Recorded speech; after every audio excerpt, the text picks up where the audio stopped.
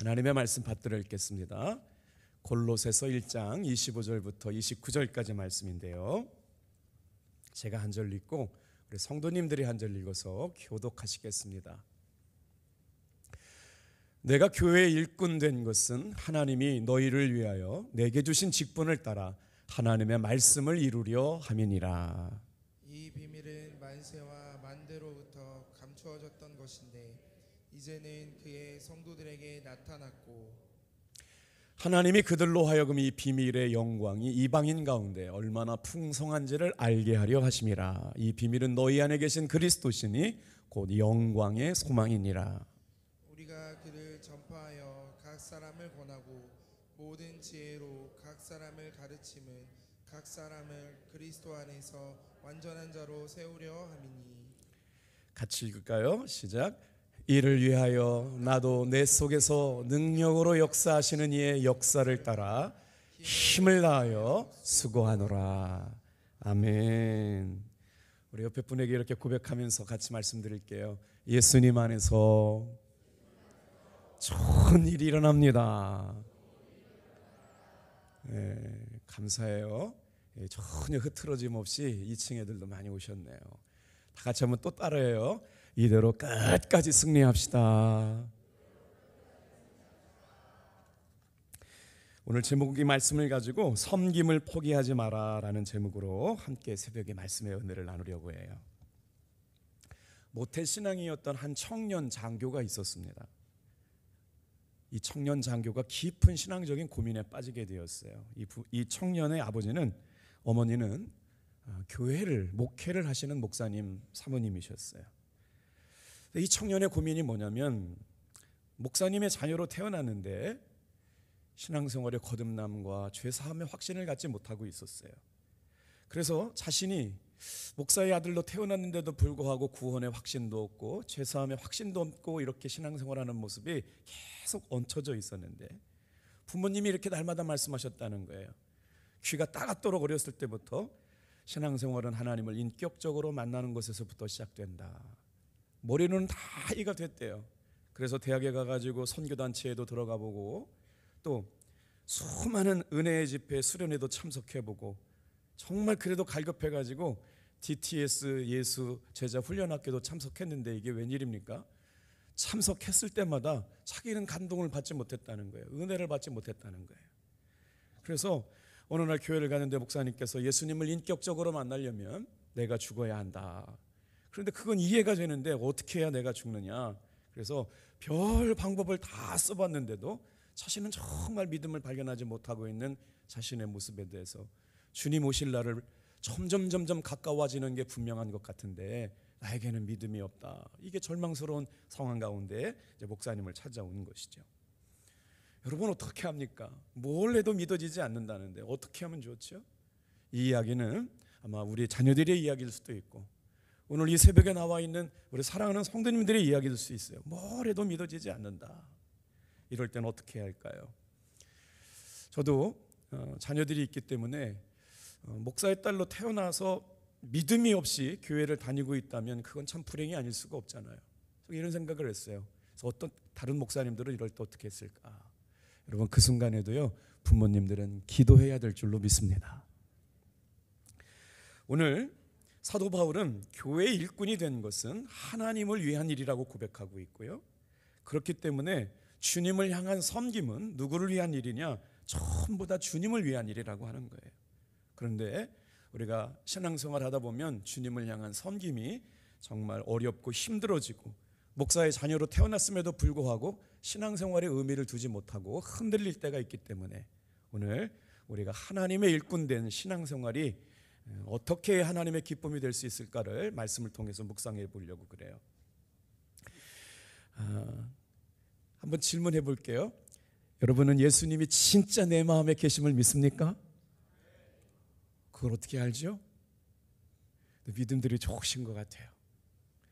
정말 저한테 묻고 싶은 질문인데도 못 물은 분이 계실 것 같아요. 목사님 마음속에는 예수님이 진짜 계신가요? 저도 대답을 해야 될 사람이잖아요. 이 시간도 마찬가지예요. 우리가 기도한다고 정말 하나님이 듣기는 들으시는 겁니까? 우리가 기도한다고 하나님이 역사하시는 건 역사하는 게 맞습니까? 어떤 근거로 그렇게 우리는 확신할 수 있을까요? 안 믿어지는데 진짜 내 안에 예수님이 계시다라고 하는 것을 어떻게 확증하고 살아갈 수 있을까에 대한 질문에 대한 대답을 구하는 시간일 수가 있겠어요. 이런 순간 여러분, 우리는 이런 생각을 해요. 주님의 일꾼으로 부름받은 자리가 주님을 향한 섬김이라면 우리는 그 섬김을 포기하지 않아야 되는데, 그 근거가 되는 말씀이 오늘 골로새서 1장 25절에서 29절의 말씀이에요. 다 같이 한번 따라합시다. 나를 향한 주님의 부르심은 후회하심이 없습니다. 여러분, 이 말씀을 로마서 읽다가 저는 은혜를 받았어요. 내가 하나님의 사람 맞습니까? 내가 정말 주님의 종 맞아요? 제가 기도하면 하나님 역사하시는 건 맞습니까?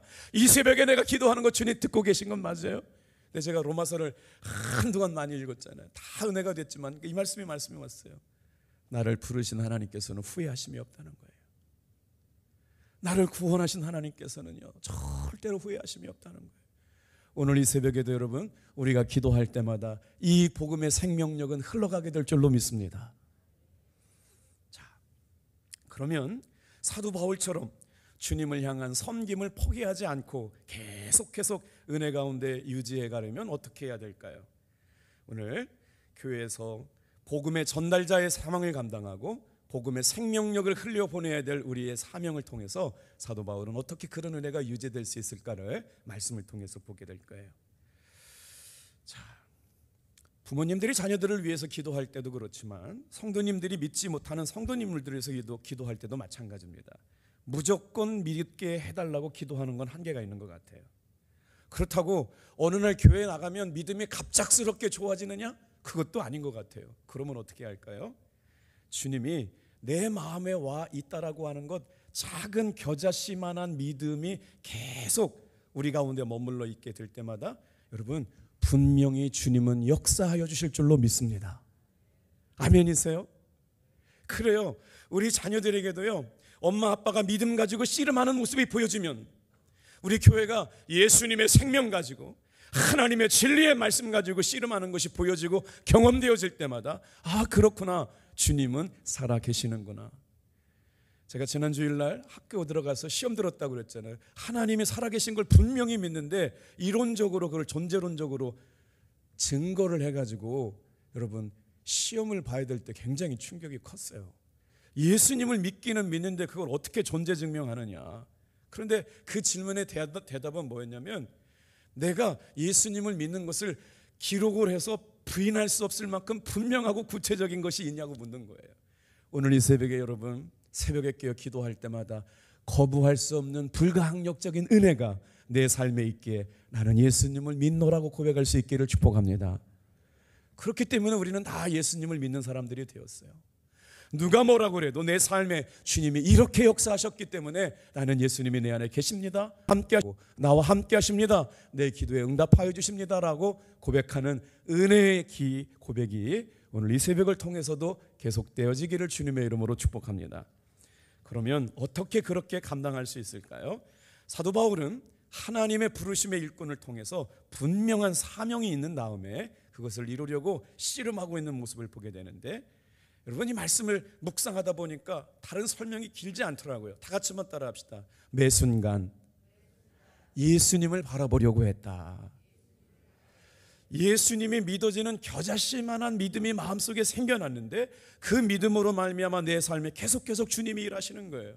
그 주님이 계속 일하시는 걸 바라보려고 그럴 때는 예수님을 생각하고 예수님을 묵상하고 오늘도 내 삶에 하나님께서 어떻게 일하실까를 바라볼 수 있는 믿음이 생겨나고 나니까 거부할 수 없는 믿음의 고백이 생겼다는 거예요. 사순절 기도회가 끝날 때까지 놓치지 않고 주님의 일하심을 바라보는 여러분 되길 바랍니다. 그래서 내 안에 계신 예수님을 생각하고 내 안에 계신 예수님을 생각하고 주님의 뜻을 구할 때마다 예수님을 향한 생각과 믿음의 고백은 점점 분명하게 고백되어질 줄로 믿습니다. 제 신앙의 삶도 그랬던 것 같아요. 부모님이 물려준 신앙이 제게 19살 때까지 있었고, 신학교를 들어가게 되면서 치열하게 싸웠던 신앙의 고백이 어느 순간은 청년을 신학년을 지나가고 나면서, 아, 그래, 나와 함께 하시는 예수님은 분명히 계셔. 오늘 이 기도를 듣고 계시는 분은 오늘도 역사하셔 라고 하는 것을 부인할 수 없는 분명한 고백이 저와 여러분에게 오늘 이 아침에도 고백되어지기를 축복합니다. 그러면 우리는 주님의 부르심 앞에 포기하지 않고 그 섬김을 어떻게 끝까지 이루어갈 수 있을까요? 다 같이 한번 따라하겠습니다. 우리의 섬김은 주님의 말씀을 이루는 일입니다. 우리 25절 말씀 같이 한번 읽어보겠어요. 시작. 내가 교회의 일꾼 된 것은 하나님이 너희를 위하여 내게 주신 직분을 따라 하나님의 말씀을 이루려 함이니라. 자, 말씀을 한번 잘 보세요. 내가 주님 앞에 부르심을 받아 교회의 일꾼이 된 것은 하나님이 너희를 위하여 내게 직분을 맡겨주셨는데 그 직분은 바로 뭐냐? 하나님의 말씀을 이루는 것이다. 찬양대가 된 것, 성도가 된 것, 속장이 된 것, 교회 안에 신실한 믿음의 제자가 되고 하나님을 위하여 역할을 감당하는 일은 바로 뭐냐? 다 같이 한번 따라해 볼까요? 하나님의 말씀을 이루는 것입니다. 은퇴하신 어떤 목사님이 최근에 칼럼을 하나 쓰셨는데 이 칼럼의 제목이 예수 동행이라는 제목을 가지고 칼럼을 쓰셨어요. 평생 동안 예수님만 바라보기를 소망하셨고 예수님과 동행하는 것이 가능하다라고 하는 말씀을 일생 동안 증거하셨던 목사님인데 자신의 목회를 뒤돌아보니까 그렇게 애썼던 신앙의 모습이 후회가 하나도 없더라는 거예요. 오늘 사랑하는 성도 여러분, 저와 여러분의 신앙 안에서 예수님을 바라보고 살아갔던 그 신앙의 삶이 신앙생활을 다 마치는 그날까지 끝까지 달려간 뒤에 조금도 후회가 남지 않는 믿음의 생활이 될 줄로 믿습니다. 이 목사님의 마음의 소원은 딱 한 가지였다는 거예요. 자신의 목회가 거창하지 않아도, 자신의 목회가 유명하지 않아도 항상 평생에 한 가지 소원이 있었는데 그 한 가지 소원이 뭐였느냐? 혼자 있을 때나 누구나 있을 때나 식사할 때나 예배를 드릴 때나 자기의 삶에 기쁜 일이 생길 때나 아니면 누구와 함께 있어도 화가 날 때나 슬플 때나 좋은 일이 있을 때나 어려운 일이 있을 때나 한결같이 자신을 향한 칭찬을 들을 때나 비난을 받을 때도 흔들리지 않게 예수님을 바라볼 수 있는 마음에 확신이 있었다라고 하는 거예요. 야, 이 말씀을 가지고 곰곰이 생각해 보니까 신앙생활하는 가운데 여러분, 내 안에 예수님이 계시다라고 하는 확신을 가지고 사는 것만큼 귀한 것은 없는 줄로 믿습니다. 한 가지 소원은 내가 어떠한 형편에 처하지도 않든 간에 처하지도 않에 보이지 않는 예수님을 바라보고 살아가는 것, 보이지 않는 예수님을 지금 여기서 해결하시는 주님으로 보고 살아가는 것, 기쁠 때나 슬플 때나 어려울 때나 힘들 때나 흔들리지 않는 예수님을 향한 마음으로 살아갔던 그 한 가지 소원을 가지고 신앙생활했다라고 하는 거예요. 그래서 오늘 이 사순절 기간에 끝까지 붙들어야 될 말씀 다 같이 한번 따라합시다. 주님, 주님의 말씀을 이루어 드리는 사람이 되게 하옵소서. 내가 교회 일꾼 된 것은 하나님이 너희를 위하여 내게 주신 직분을 따라 하나님의 말씀을 이루리라. 얼마나 감사합니까? 부족하고 연약한 저를 통하여, 여러분을 통하여 하나님의 말씀이 이루어지는 성도님들 다 되시기를 축복합니다. 두 번째, 다 같이 한번 따라해 볼까요? 예수님 안에 비밀이 있습니다. 어떻게 하면 주님을 향한 섬김을 포기하지 않고 감사하며 기뻐하며 주님과 동행하며 주님과의 친밀한 사귐을 가지고 그 일을 감당할 수 있을까요? 대답은 예수님 안에 있어요. 우리 한번 27절 말씀 같이 한번 읽어볼게요. 시작. 하나님이 그들로 하여금 이 비밀의 영광이 이방인 가운데 얼마나 풍성한지를 알게 하려 하심이라. 이 비밀은 너희 안에 계신 그리스도시니 곧 영광의 소망이니라. 제가 언제 목회를 시작했냐면요, 26살에 제가 목회를 나갔어요. 여러분도 중요한 날들은 잊어버리지 않잖아요. 제가 1997년 12월 19일 날 목회를 나갔어요. 강원도 저 탄광촌에 목회를 나갔어요. 그런데 어느 세월이 이렇게 흘러가가지고 이제는 저도 이제 끝이 보이는 것이 이제 숫자에 들어와요. 아직 많이 남았지만 목사님 절대 은퇴가 가깝다는 얘기는 하지 말아달라고 그러시더라고요. 그런데 시간이 가면 갈수록 이런 생각이 들어요. 그때 최선을 다했더라면, 제가 군대에서도 목회를 했거든요. 정말 기회가 있을 때 더 전심으로 주님을 더 사랑했더라면, 강원도에서 목회했잖아요. 그때도 목숨 걸고 주님을 사랑했더라면 지금도 마찬가지예요. 정말 하나님이 기뻐하시는 탑동교회 목사로 살고 있어요. 저도 애도 써보고 힘도 써보지만 주님, 지금 이곳에서 하나님의 선한 역사가 나타나게 도와주옵소서. 하나님의 진짜 일하심을 바라보게 도와주시옵소서. 근데 솔직한 마음으로 하나님의 역사하심, 나타나심, 일하심이 오늘 이 순간도 더 강하게 깊이 일어날 수 있는 목회자가 되달라고 하는 기도는 더 간절해지고 있어요. 사랑하는 성도 여러분, 어떻게 그 일을 감당할 수 있을까요? 이 비밀이 너희 안에 있는 그리스도 예수 안에 있다는 거예요. 예수님을 붙들고 예수님만 바라볼 수 있는 여러분 되기를 축복합니다. 그 비밀이 한 해 한 해 갈수록 더 예수님을 잘 바라보고 예수님을 기쁘시게 할 수 있는 목회를 어떻게 더 잘할 수 있을까? 그 비밀은 예수 그리스도 안에 있다는 거예요. 저는 목회라고 말씀드렸지만 이 말씀을 듣는 여러분은 어떻게 하면 신앙생활을 잘 할 수 있을까? 그 비밀이 예수님 안에 있기에 예수님 바라보고 예수님 붙드시는 여러분 되길 축복합니다. 호렙산 기도회가 시작되고 우리 성도님들의 중보기도가 어려운 기도들이 막 올라오잖아요. 그래서 더 집중하고 있는 것 같아요. 틀어짐없이. 어제도 우리 권사님 중에 한 분이 퇴원을 해서 집으로 돌아오셔야 되는데 갑자기 어지러우셔가지고요 병원에 입원하셨다는 거예요. 그것도 중환자실에 앰뷸런스 타고 가셨다는 거예요. 그러니 사랑하는 딸이 권사님이신데 급하게 전화 왔어요. 목사님, 어머니가 오늘 집에 오셔가지고 주일날 교회 나가려고 그랬는데 갑작스럽게 어지럽고 처음으로 돌아가가지고 어떻게 할지 모르겠다고. 저에게 있어서 하루하루의 삶은 성도님들의 삶과 밀접하게 연관되어 있어요. 성도님들이 기쁘면 저도 기쁘고 성도님들이 힘들면 저도 힘들고, 목사님 다른 데 의지할 데가 없어요. 목사님 좀 오늘 하루 종일 기도해 주세요. 그럼 아침마다 새벽마다 그 시간에 붙들려가지고 기도하게 되는데 저녁쯤에 전화가 왔어요. 목사님 어머니 좋아지셨대요. 할렐루야. 우리 사랑하는 성도님들이 기도해 주셔서 그런 역사가 일어날 줄로 믿습니다. 살고 죽는 게 다 주님의 손 안에 있잖아요. 그런데 우리가 오늘 이 시간에 할 수 있는 건요, 돌아가시는 게 결정된 일일 수 있어요. 그런데 기도할 때마다 하나님께서 역사하심을 여러분 포기하지 않게 되길 바랍니다. 그래서 주님을 향한 우리의 믿음이 절대로 섬김이 포기되면 안 되는 이유가 있어요. 왜냐하면 주님이 하시는 일에는 비밀이 있기 때문에 그래요. 오늘 골로새 교회를 선택한 이유가 있습니다. 여러분, 사도 바울이 골로새 교회에서 목회하지 않았지만 어떻게 해요? 골로새 교회에 대한 계속적인 기도가 있었어요. 사도 바울이 골로새 교회를 개척하지 않았습니다. 그런데 골로새 교회를 계속해서 칭찬하는 이유가 있어요. 사랑하는 여러분, 탑동교회가 골로새 교회 같은 교회가 되기를 축복합니다. 왜냐하면요, 골로새 교회가 성경 안에서 아주 모범적인 교회였기 때문에 그래요. 어떻게 했는지 한번 볼까요? 골로새 교회는 초대교회 중에서도 건강하고 모범적인 교회였어요. 그래서 탑동교회를 골로새 교회를 탑동교회라고 바꿔 불러보고 싶은 마음에 말씀 준비하다가 있었어요. 자, 먼저 3절을 한번 우리가 읽지 않았지만 보세요. 골로새 교회를 향한 사도 바울의 마음은 이런 것 같았어요. 자, 한번 사도 바울의 심정 가지고 3절 같이 읽어볼게요. 시작. 우리가 너희를 위하여 기도할 때마다 하나님 우리 주 예수 그리스도의 아버지께 감사하노라. 무슨 말씀이냐면 사도 바울이 골로새 교회를 생각할 때마다 하나님 앞에 감사의 제목이 있었다는 거예요. 여러분, 교회 어려운 교회가 얼마나 많습니까? 시험 드는 교회가 얼마나 많습니까? 교인들끼리 막 두파 세파 갈라져서 싸우는 교회가 얼마나 많습니까?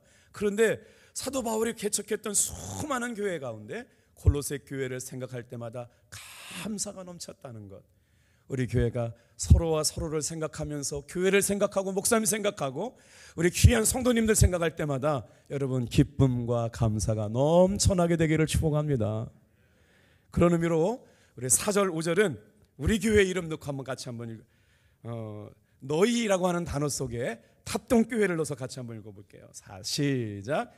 우리가 탑동교회 성도들을 위하여 기도할 때마다 하나님 곧 우리 주 예수 그리스도 아버지께 감사하노라. 사랑하는 성도 여러분, 우리가 이렇게 예수님 믿게 된 것도 주님의 은혜인 줄로 믿습니다. 이것이 만남의 축복이 되고 평생 잊을 수 없는 고마운 생각들이 들어서 하나님 앞에 감사할 수 있는 우리의 만남이 되기를 주님의 이름으로 축복해요.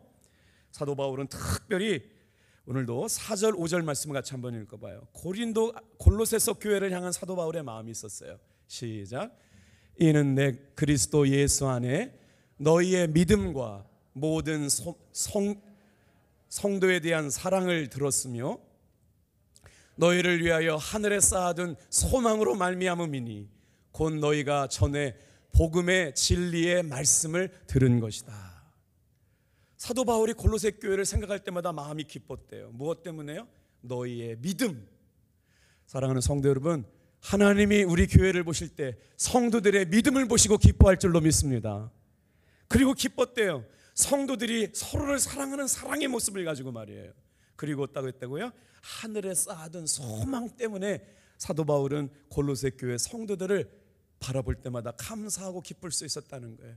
우리 교회 안에도 다 같이 한번 따라합니다. 믿음, 성도의 사랑, 천국에 대한 소망, 이것 때문에 하나님을 향한 믿음과 기쁨과 성도 사랑으로 서로가 정말 존귀한 믿음의 사람들이 되었으면 좋겠어요. 제가 최근 한 1주 전, 2주 전에 당진에서 목회하시는 한 목사님과 이렇게 저녁 식사를 하면서 교회에 대한 이야기, 목회에 대한 이야기를 한 2시간 정도 같이 하면서 은혜를 받았어요. 이 목사님은 성결교회 목사님이신데 어디에서 은혜를 받았냐면 당신은 새벽 기도를 마치고 날 때마다 매일 하루도 빼놓지 않고 기도하는 기도의 제목이 있다는 거예요. 너무 그래서 하루도 빼놓지 않고 기도하시는 제목이 뭘까? 그랬더니 이 목사님이 이렇게 말씀하세요. 교회 화평을 위한 기도를 하루도 빼놓지 않고 기도하신다는 거예요. 그래서 왜 그런가 그랬더니 세상에 죄송해요. 교회 재정을 한 장로님이 이렇게 은행에 근무하면서 한 6억 7억을 이렇게 손대는 사건이 생겨났다는 거예요. 근데 목사님이 고소고발을 당한 거예요. 장로님들한테. 왜 그럴까요? 목사님이 알고 계셨으면서 그거를 치리하지 않았다고 그래서 큰 시험이 들어가지고 목사님이 잘했네, 목사님이 못했네, 장로님이 잘했네, 장로님이 못했네. 이거를 최근까지 법적 공방을 해가지고 얼마나 어려웠는지 몰라요.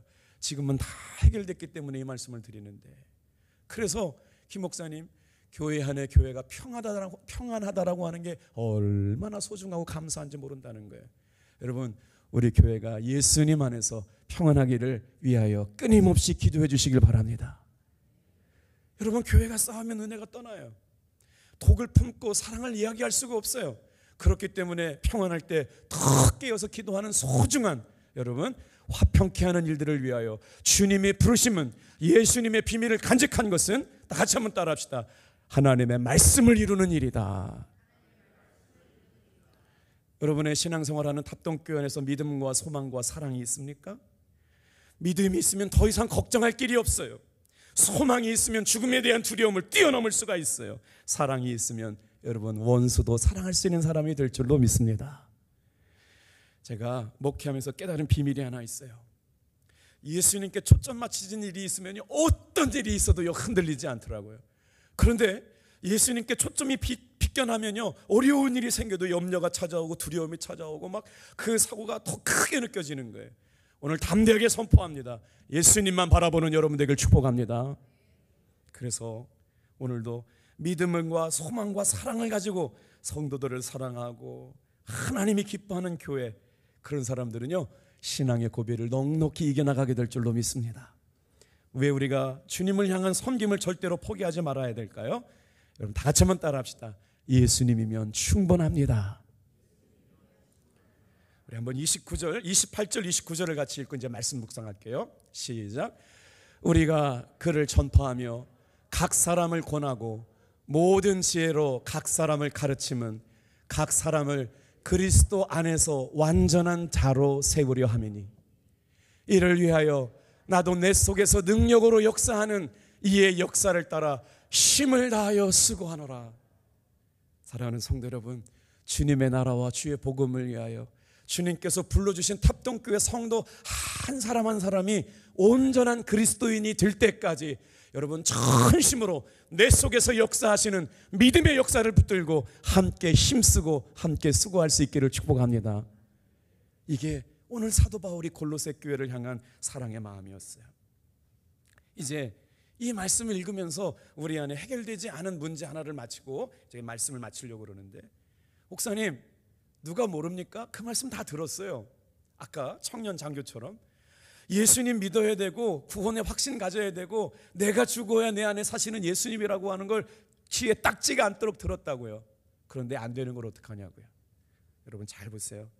복음에 대해서 다 들었고 복음에 대해서 다 알고 있는데 복음이 실제가 되지 않는 게 우리의 삶의 문제입니다. 믿음과 소망과 사랑을 가지고 교회 안에서 신앙생활하라고 그랬는데 교회 와서 시험 드는 일은 뭘까요? 예수님의 생명이 흘러간다고 그러는데 예수님의 생명이 보이지 않고 상처받고 힘들고 주를 향한 마음과 섬김이 사라져버리는 이유는 뭘까요?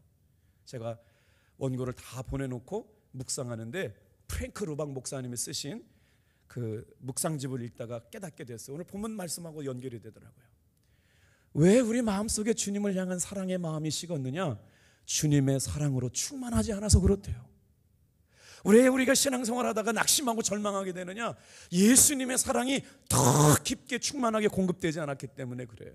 사랑하는 성도 여러분, 오늘 이 새벽에도 더 깊이 예수님께만 초점 맞추고 예수님께만 집중하고 예수님 생각하고 예수님의 생각 안에 머물러 있기를 주님의 이름으로 축복합니다.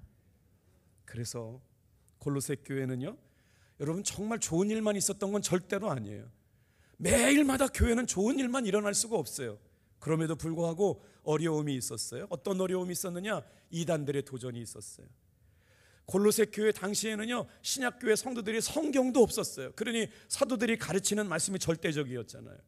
그러니까 성경에 기준이 없다 보니까 흔들릴 수밖에 없었어요. 그럼에도 불구하고 골로새 교회 성도들은 믿음과 소망과 사랑에 대한 분명한 확신이 있었다는 것이죠. 왜 그랬을까요? 말씀을 묵상하다 보니까 다 같이 한번 따라합시다. 복음으로 살아내는 사람들이 있었다. 사랑하는 탑동교회 성도 여러분, 이 새벽에 나와서 기도하는 여러분, 여러분이 복음으로 살아내는 증인입니다. 아무리 어려워도 포기할 만도 한데 이제 예수님 부인하고 없다고 얘기할 만도 한데 믿음으로 복음으로 살아내는 사람들을 통하여 골로새 교회는 견고하게 세워져 간 줄로 믿습니다. 이게 증거래요. 어떻게 해요? 그 대표적인 사람이 골로새 교회 에바브라라고 하는 사람이었어요. 어제 우리 말씀 들었잖아요. 사도 바울이 에베소에서 두란노 서원을 말씀을 가리킬 때 그때 에바브라가 있었다고 그래요. 그리고 나서 양육을 잘 받고 복음을 알기에 가만히 있을 수가 없어서 고향으로 돌아갑니다. 그가 개척한 교회가 바로 골로새 교회였어요. 그래서 골로새를 바울이 에바브라를 설명할 때 보니까 그는 그리스도의 일꾼이요 그는 성령에 충만한 사람이라고 표현하고 있어요. 골로새서 4장 가보니까 바울이 사도 골로새 교회를 생각할 때마다 다 같이 한번 따라합니다. 그곳에 에바브라가 있었다. 사랑하는 성도 여러분, 교회 어려운 일을 당하고 힘든 일을 있을 때마다 그곳에 사도 바울의 목회 속에 기억났던 에바브라처럼 여러분이 그 자리에 있게 되기를 축복합니다. 그러니 얼마나 감사하겠어요? 이를 위하여 나도 내 속에서 능력으로 역사하시는 이의 역사를 따라 힘을 다하여 수고하노라. 이것이 골로새 교회에 있었던 복음된 증인들이 있었다는 거예요. 오늘도 사랑하는 성도 여러분, 그때 누가 또 있었냐면요, 빌레몬이라고 하는 사람이 골로새 교회에 있었어요. 빌레몬은 자기 집을 주님의 교회로 거처로 삼아가지고 예배를 드리는 귀한 종이었는데 그 집에 종살이 하던 한 사람이 있었어요. 오네시모라고 하는 사람이. 주인집 빌레몬의 집에서 물건을 훔쳐가지고 도망갔던 죄인인데 이가 사도 바울에게 와가지고 복음의 진리를 깨달았어요. 그리고 나서 어떻게 됐어요? 예수님의 사람이 되어가지고요, 사도 바울이 누구한테 편지를 보내냐면 골로새 교회 영적 지도자였던 빌레몬에게 편지를 보냅니다. 예전에는 주인의 것을 훔쳐가지고 도망간 죄인은요 죽여야 됐거든요. 근데 예수 믿고 변했다고 오네시모를 받아주라고 편지를 드리는 거예요. 완전히 회개하고 예수님의 사람이 됐으니 빌레몬이요 오네시모를 용서해달라. 어떻게 해요? 그를 형제로 받아주는 역사가 일어납니다. 결론이에요. 다 같이 한번 따라합시다. 예수의 생명이 눈으로 보여지는 사람들이 그곳에 있었다. 우리 교회가 언제 믿음과 소망과 사랑이 넘칩니까? 복음을 믿음으로 살아내는 실제 증인들이, 여러분 에바브라 같은 사람, 빌레몬 같은 사람, 오늘 탑동교회 안에 저와 여러분이 되시기를 주님의 이름으로 축복합니다. 기도하겠어요.